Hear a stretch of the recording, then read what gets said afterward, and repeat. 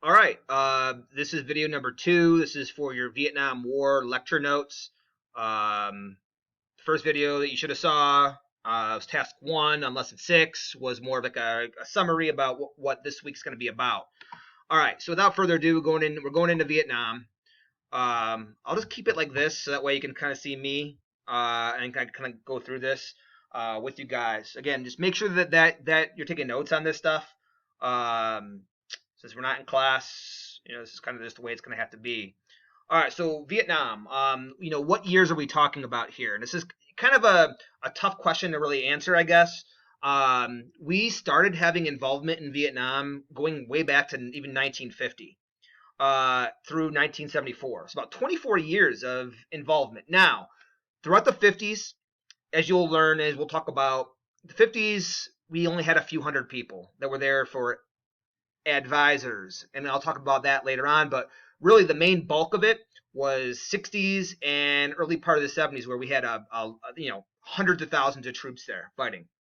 So that's this time frame. Now, a couple of little stats for you guys. We talked about World War II pretty in depth.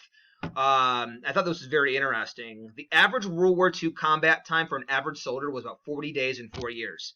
The average combat time for a Vietnam soldier was 240 days in 1 year. That's pretty astonishing. And we talk about how World War I, World War II was absolutely brutal warfare. In Vietnam, it was nonstop. I mean, this picture here basically tells it all. The U.S. soldier has the Burma across his hat about war is hell. And it's ultimately what Vietnam was. It was brutal. It was a dogfight day in and day out. To where it was very it provided a huge toll on these soldiers, becoming worn out.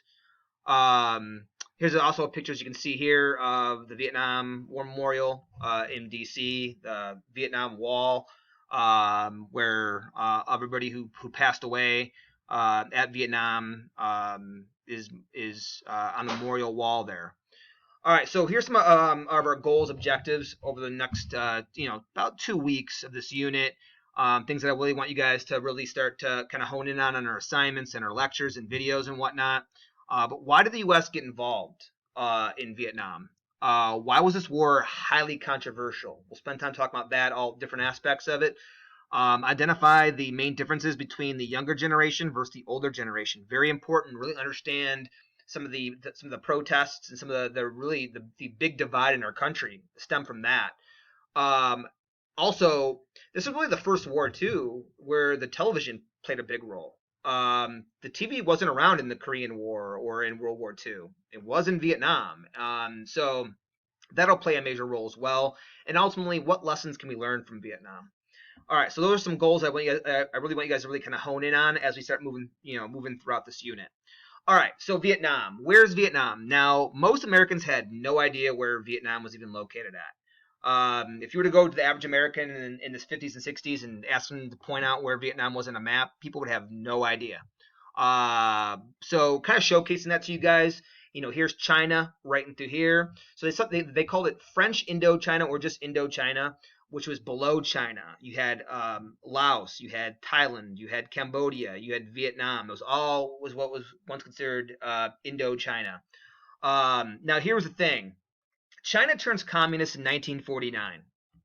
So I don't really have a map to kind of show this to you guys, but China is now communist. Russia's up here. They're communist. All those Soviet bloc nations, Bulgaria is communist. So you have this massive swath of land that's all communist. So one would seem to think or guess that what's going to be next? Well, Indochina, Vietnam, Laos, Thailand, Cambodia, this region here, because they're surrounded by communism. So the natural inkling by the Americans and by Western Europe is, well, geez, if China's communist, they border Vietnam, they border Laos. Eventually, it's going to be a matter of time where communists start pouring into these borders and start to, make change.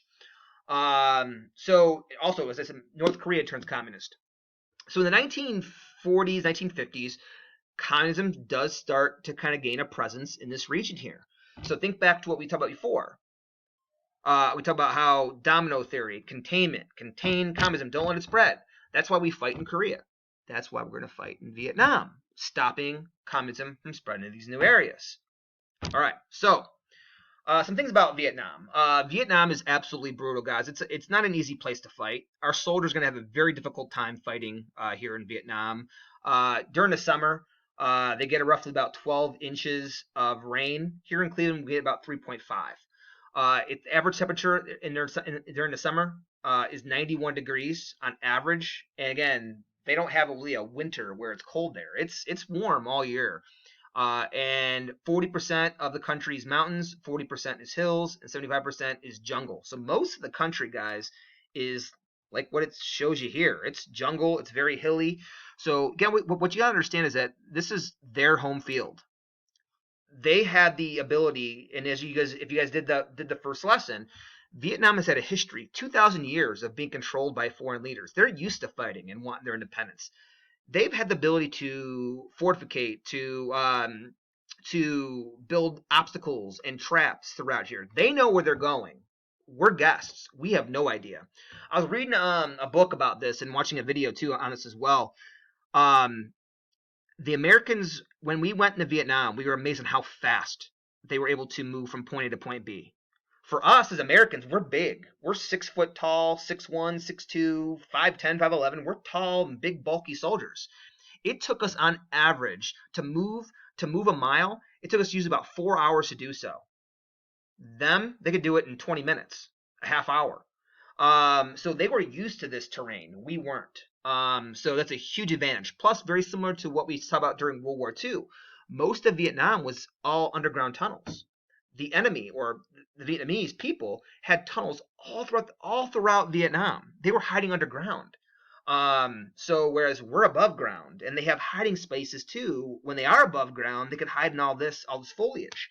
So again, very, very brutal, going inch to inch throughout the country. It's going to be very, very, very difficult. All right, so some background. As you guys learned about in the assignment you should have completed by now, Vietnam has a long history of fighting off countries to gain their independence. China, Japan, France. In 1954, at the Geneva Conference, Vietnam was split at the 17th parallel. North Vietnam would be communist. South Vietnam would be democratic. So very similar to Korea with the 38th parallel. North is North, communist. South, Korea would be American controlled. So the same thing here. But this time it's the 17th parallel. That's the line that will divide North and South Vietnam. All right. So, let's do this. Okay. So after World War II, France controls Vietnam, and as you guys learned about in your reading, the French, again, very different culture than Vietnam. They put French schools in, French language, French puppet government. They tried to change the Vietnamese people. And as we've learned, and you guys learned about last year in Global, that doesn't always work. It might work at first, but over a long period of time, those natives are going to start building nationalism movements that want their independence. And Ho Chi Minh, is going to be, they call him Uncle Ho. I know it's kind of funny, hee hee ha ha. But Ho Chi Minh, he's going to develop as a leader in Vietnam. And one of the things that really inspired Ho Chi Minh, well, first of all, he was a very well-traveled person. He spent some time in the United States. For a short period of time, he spent some time in France and London, and he eventually came back to Vietnam in the 40s to inspire and build up this nationalism movement to provide freedom for his people. And one of the things that he was really inspired by, he was fascinated with American culture, and even dating back to Woodrow Wilson during World War One. Remember Wilson's 14 points that he had for peace after World War I? He talked about self-determination, that he believed that countries should provide a pathway for themselves for what kind of government that they should want. So that always kind of stuck with him. So when World War II was going on, him and FDR, he wrote FDR a lot of letters, after the war, wanting their independence.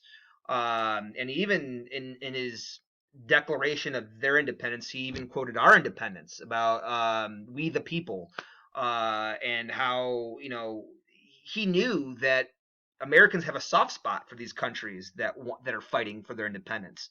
However, Post World War II is going to be very, very tricky because think of containment, Cold War, Soviet Union. We want to contain communism. The problem with Ho Chi Minh is that he's a communist. So after World War II, we're not going to help out Ho Chi Minh because of his communist ideals. Um, so Ho Chi Minh's goal is to unify Vietnam. He wants to kick out all foreign leaders. He wants to start a war with France and gain their independence. So throughout this war that the Vietnamese are going to fight it with France, the U.S. really isn't going to get militarily involved. However, monetarily, economically, we will. As you can see down here, we're going to pay for 90% of the war of the French's tab to fight this war. So why not? We let their soldiers deal with all the dirty work. Let them fight. We'll pay the tab. Again, we can't let communism spread. And we got to understand too at this time too, we're already fighting in Korea. The American people are not going to support extending a war into Vietnam. So that's why we kind of keep this hush hush. We don't the American people really didn't know that we were involved in Vietnam in the 50s. We kind of kept this kind of on the lowdown. But also you have China is also helping out the Vietnamese people as well. So there's this key battle called Dien Bien Phu in 1954. The French lose this key battle, and they end up pulling out of Vietnam. We gotta understand this, guys. Vietnam's a tiny country. France was a relatively big, well-respected power. The Vietnamese beat them. Guys, we gotta understand is Ho Chi Minh gains to be like this godlike figure in Vietnam. He defeated the French.